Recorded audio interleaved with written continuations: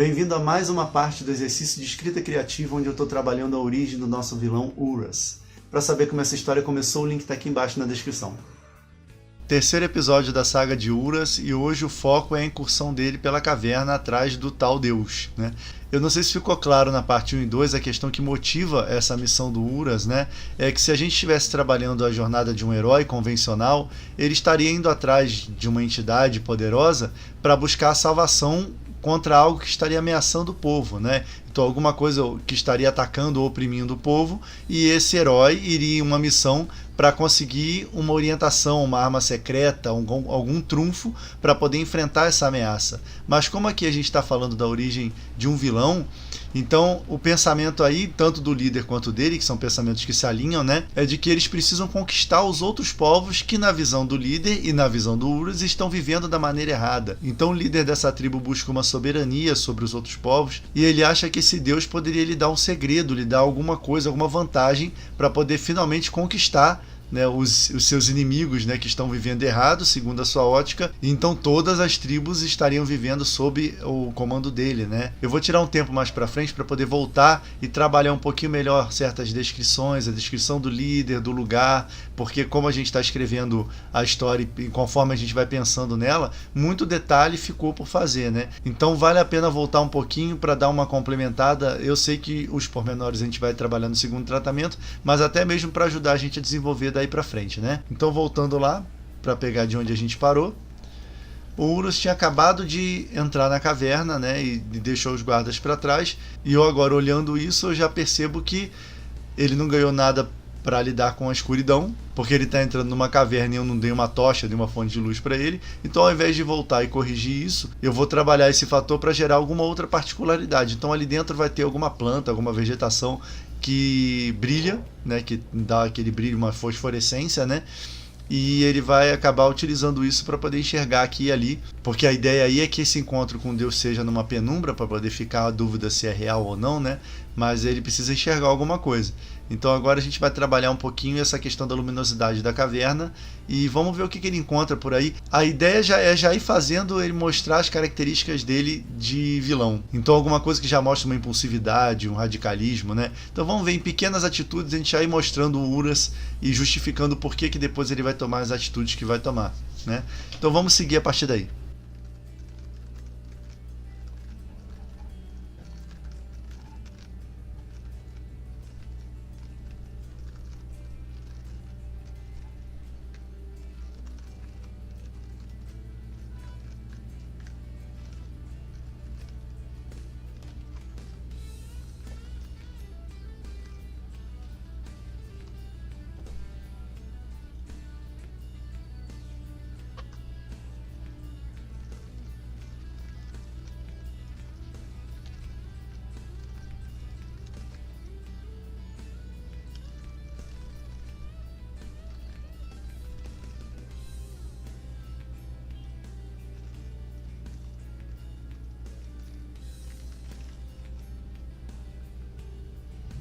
Pronto, assim a gente resolve o problema da falta de luminosidade, né, dele não ter levado uma tocha.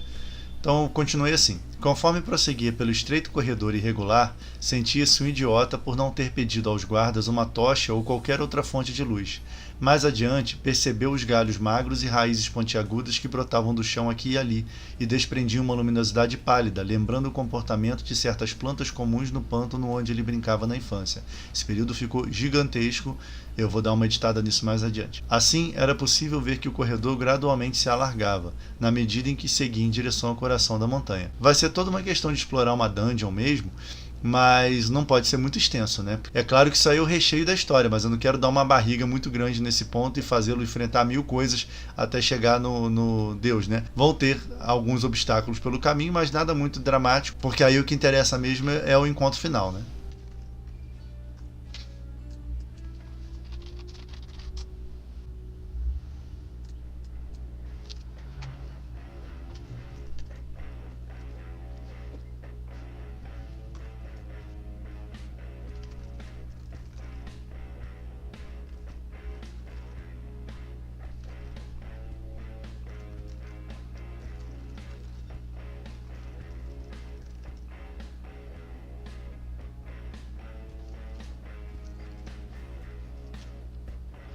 Então aqui eu fiz uma alteração, como eu notei que o período estava muito grande, né? Então mais adiante percebeu galhos magros e raízes pontiagudas que brotavam do chão aqui e ali e desprendiam uma luminosidade pálida. Aquele fenômeno lembrava o comportamento de certas plantas comuns no pântano onde ele brincava na infância. Assim, era possível ver que o corredor gradualmente se alargava, na medida em que seguia em direção ao coração da montanha. Mesmo com indicações de que as plantas eram abundantes, Uras não quis arriscar. Curvou-se e, após algum esforço, conseguiu arrancar um feixe delas. Então eu vou aproveitar que eu fiz um link aqui das plantas com o pântano onde ele brincava na infância, para dar uma ideia aqui de que ele é saudoso desse passado mais simples, né? Onde realmente ele não via o mundo como era e onde ele achava que tudo era legal, né? Para poder fazer um paralelo justamente com a visão que ele tem hoje em dia, quando ele finalmente entendeu que o lugar onde ele morava não era para ele, né?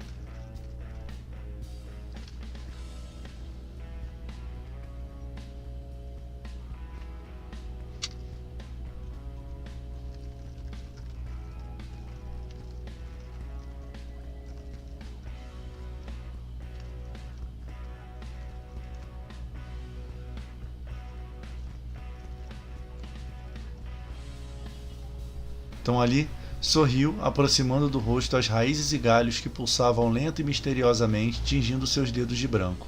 Era inevitável pensar nos primeiros anos de sua vida, quando tudo era mais simples, quando ele não sabia enxergar todo o mal que o cercava.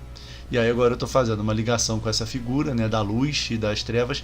Isso aconteceu meio sem querer, mas o tempo inteiro no conto, desde o início, tem esse jogo da luz e do escuro, né? Logo no início a gente fala da tocha, né, do brilho das tochas. Depois tem a escuridão da tenda, a luz da lua envolvendo a Lora, né? Então desde o início a gente está brincando um pouco com luz e sombra. Isso surgiu meio espontaneamente e agora eu estou querendo aproveitar de propósito, né? Então a questão, o jogo da luz e da sombra, do claro e do escuro, preto e branco, que tem a ver com a visão dele também. Então é legal aproveitar isso como uma metáfora para queda do personagem, né? Então, pouco a pouco, como a sombra que invadiu sua inocência conforme crescia, sua tocha natural se apagou. Irritado, ele colheu outra porção, que também morreu segundos depois. Então ele vai concluir que realmente, se arrancadas, as plantas não duram, né? E a questão dele querer para si a planta para ele levar, mesmo ele notando que era abundante dentro da caverna, que tinha de sobra, ele ainda queria levar um pouco com ele, né? E aqui ele vai dar um chutinho ainda nas que sobraram antes de sair, porque afinal de contas ele é o vilão, né?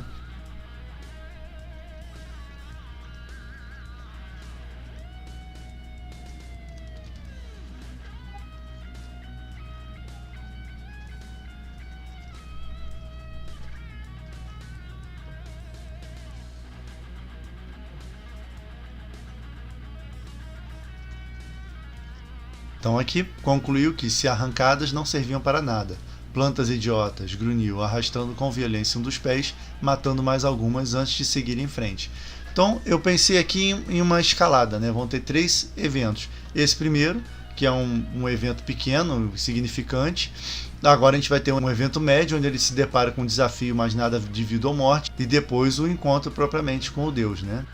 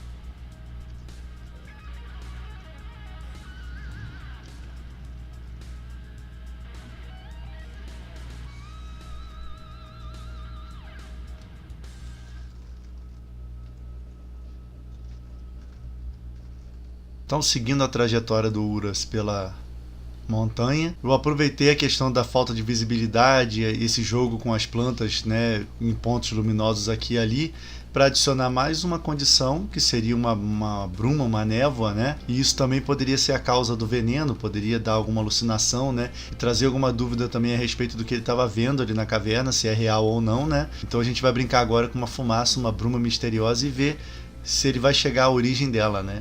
E a gente vai decidir ainda qual é a origem dela.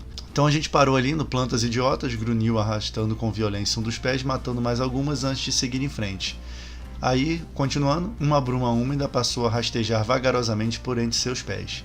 Em certo ponto, quando o corredor já tomava a forma de uma comprida caverna, a fumaça era tão densa que Uras não conseguia mais visualizar o chão, e sim manchas mais ou menos claras conforme a disposição dos galhos e raízes luminosos. Adiante, a caverna começou a descer, e aquele estranho vapor passou a tocar seus joelhos. Prevendo que em breve seria engolido por ele, o escolhido parou de andar e mergulhou a mão naquela correnteza etérea. Queria muito saber de onde aquilo vinha e do que era feito. Fantasiou que a fumaça era exalada pelo próprio Deus e quis sentir o seu perfume. Fez uma concha com a mão, e fez menção de erguê-la quando sentiu uma dolorosa pontada no antebraço. Então vou consertar ali os fez, né? E essa pontada dolorosa no braço é uma próxima ameaça, né? um próximo embate que ele vai ter ali dentro da caverna. Nada muito sério, como eu tinha falado, né? Um evento intermediário. E a partir daí, quando começou a aparecer essa névoa, tudo pode ser ou não parte da realidade ou uma visão dele. Então a gente vai decidir mais pra frente o que é real e o que ele imaginou depois que acabar essa série de eventos, porque agora a gente tem uma justificativa, né? Nós temos uma bruma, uma fumaça misteriosa, e pode ser por isso que as pessoas sempre falham, sempre sentem a tal da febre, né? Isso pode fazer sentido. Como eu joguei lá atrás a Lora falando da febre, né? Que as pessoas sentem essa febre, morrem e tal, né? Deu a entender isso, que a falha leva à febre. Essa febre pode ser causada por essa fumaça e ela pode causar alucinações também. Então a gente pode brincar com essa questão aí para não deixar definido a existência do Deus ou de nenhum outro evento daí para frente. Então nós vamos tentar achar agora que criatura que é essa que ele vai encontrar ali dentro da névoa e como ele vai agir, lembrando que ele vai ter a atitude de um futuro vilão. Então a gente vai ter que fazer as interações e os embates dele serem cada vez mais covardes, né? e passionais e tudo mais, para poder a gente se manter coerente com a visão do personagem, né?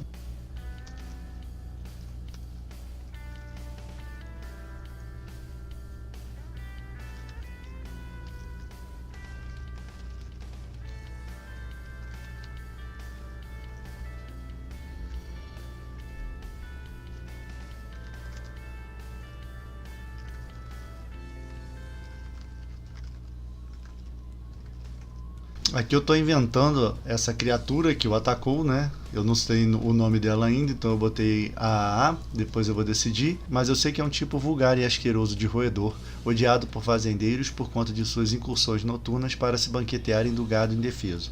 Não eram tão comuns naquela região, no entanto. Muito menos habitavam cavernas escuras. Então eu já estou dando um sentido de alguma coisa estar fora do lugar, então esse animal pode ou não existir, né? Ele pode já estar imaginando esse animal atacando ali dentro da névoa, né? Então o que aconteceu foi que ele mergulhou a mão na névoa, que estava na altura do joelho dele, né? E foi atacado por esse bicho, né? Ele levantou a mão e o bicho estava agarrado, né, no braço dele, esse roedor, que em tese não deveria estar ali, né? Então tem que pensar ainda qual vai ser o nome dele, pode ser qualquer coisa, não vai importar muito porque ele vai fazer uma participação pequena no conto, né? Mas eu vou seguir com o embate um pouquinho mais, de repente se eu tiver uma ideia eu volto ali e preencho.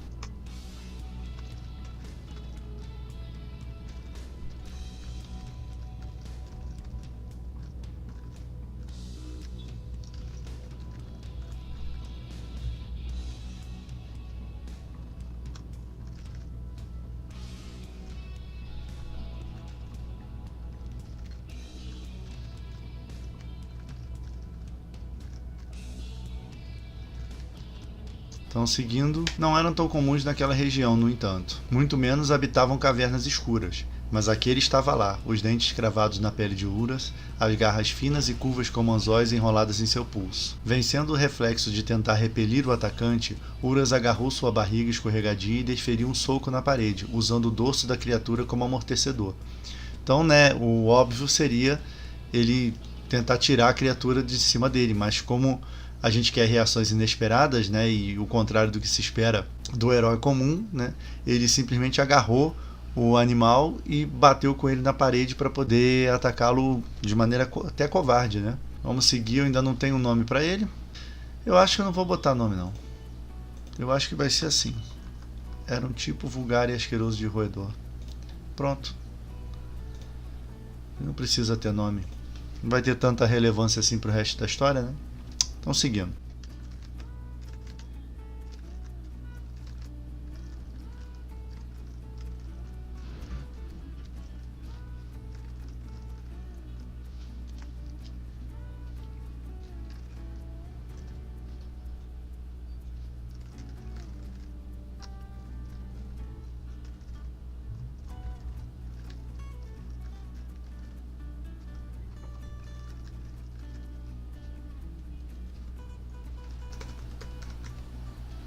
Eu não pretendo me estender muito, né, nesse evento. Eu só quero usar isso para alguma coisa. Então, de repente, essa questão aqui vai desestabilizá-lo a ponto dele seguir para um lado, para uma direção, fazer alguma coisa que ele não estava pensando, né? Ou de repente ele acha uma abertura que ele não veria, né? Porque tem que ter um motivo para as pessoas não chegarem até aquele lugar, né? Até aquele ambiente ali onde aparece o Deus, né? Então talvez seja um lugar escondido e ele vai achá-lo por acidente agora depois desse evento. Peraí. Então aqui, guinchando e arqueando o corpo, o bicho desvencilhou-se e caiu no chão. Apenas a cabeça e as costas machucadas eram visíveis acima da bruma. O animal mancou de lado, os olhos arregalados, parecendo procurar um ponto fraco em seu gigantesco oponente, mas já não restava energia para coisa alguma. Então, a espremida que o Uras deu, né, na parede com o roedor foi o que era preciso, né? Não precisa ele se atracar com um roedor no meio de uma caverna, né? A nossa história não é sobre isso. De repente, por esse animal não ser comum nesse lugar e não costumar atacar as pessoas, né? Que eu escrevi ali no início que ele se alimenta do gado, né? Que os fazendeiros não gostam desse roedor porque ele vai atacar o gado durante a noite, né? Então, pode ser um comportamento atípico porque ele está defendendo filhotes. Por que não, né, o vilão ir lá, depois de vencer o roedor, ele ir lá tentar aniquilar com o restante dos filhotes, né? Então a gente pode fazê-lo procurar pelos filhotes, né?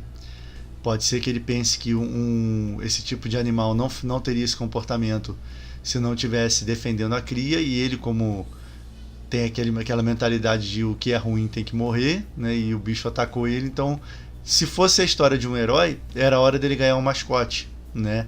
Por acaso aconteceu esse incidente com a mãe dos filhotes e o filhote órfão, né, viraria o seu mascote, né?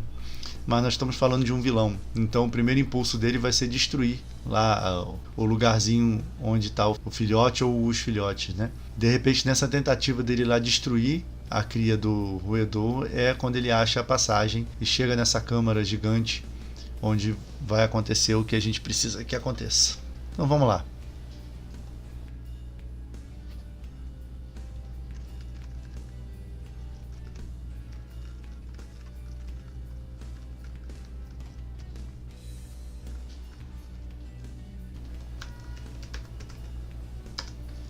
Pronto. Agora ele sumiu mesmo, né? Ele ainda tentou fazer algum esforço para poder atacar, mas não dava mais para ele, né? Então ficou assim. Entreabriu o focinho para guinchar debilmente pela última vez. Cambaleou e afundou lentamente, como a carcaça de um cão atirado em uma plácida lagoa. Então ele sumiu ali na neblina, o que é até legal, porque a gente não sabe se ele imaginou isso tudo ou se realmente esse roedor estava lá, né?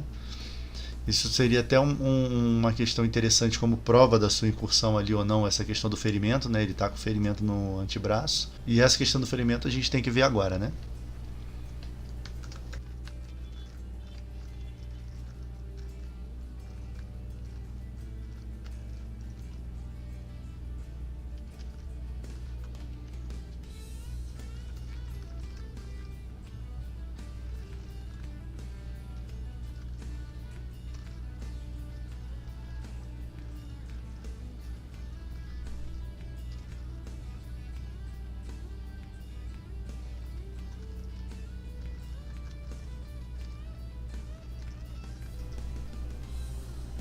Beleza, então estamos começando a organizar essa ideia, né? Livre do inconveniente, Uras tocou a ferida e constatou um estrago considerável em seu antebraço, que de forma alguma era condizente com aquele tipo de roedor. Improvisou ataduras com um pedaço de sua túnica e passou a olhar em volta, as narinas dilatadas. Sabia que aquela agressividade só tinha uma justificativa. Ela estava defendendo sua cria. Então ele já assume que era ela, né? E aquela situação toda que eu tinha falado antes. E agora vamos ver a atitude dele com relação a isso, e o desfecho vai resultar na chegada dele ao objetivo final.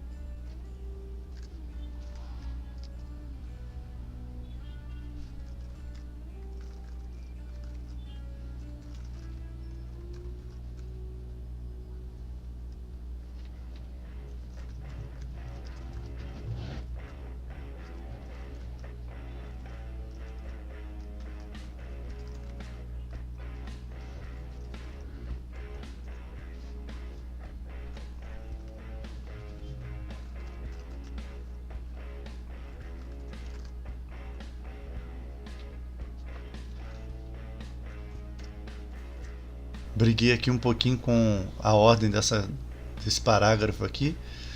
Acabei conseguindo dividir as frases, né? Porque estava ficando muito grande, eu não estava conseguindo descrever isso muito bem. Mas está aqui. Logo viu entre duas protuberâncias na parede oposta um emaranhado oval de raízes luminosas que servia de toque improvisada. Avançou pronto para esmagar os 3 filhotes, cuja textura das penugens destacava-se sob a pálida luminescência. Então aqui a gente já está botando um pequeno ponto de virada onde o leitor já não vai estar mais com o personagem, né? Até então o personagem não fez nenhuma ação bondosa, nenhuma ação que mostrasse o carisma dele, mas como é o personagem que o leitor está compartilhando o ponto de vista, a tendência é ele seguir com a visão do personagem até então. Mas a partir desse ponto vai começar a haver uma discrepância, né? Quando ele avançar para matar os filhotinhos, o leitor já vai dar um passo para trás e aí a gente já vai começar a ter o rito de passagem dele para ser um vilão, né? É claro que eu não vou deixar ele matar os 3 filhotes e antes disso vai acontecer alguma coisa. Pela impulsividade dele, pelo desejo dele de exterminar os bichinhos, ele vai acabar ganhando uma consequência. E eu estou acentuando a fragilidade dos filhotes, né? Vou botar aqui que eles eram silenciosos, né? A fragilidade, a textura das penugens, né, para poder justamente criar uma imagem na cabeça do leitor e ele pensar, não, ele não vai fazer isso, né? E não vai mesmo, mas a gente vai resolver isso só no próximo vídeo, que senão essa parte aqui vai ficar muito grande. Essa história continua no próximo vídeo, e enquanto isso, se você ainda não viu, aqui do lado tem a playlist com todos os exercícios já realizados. Era isso para o vídeo de hoje, abraços e até a próxima.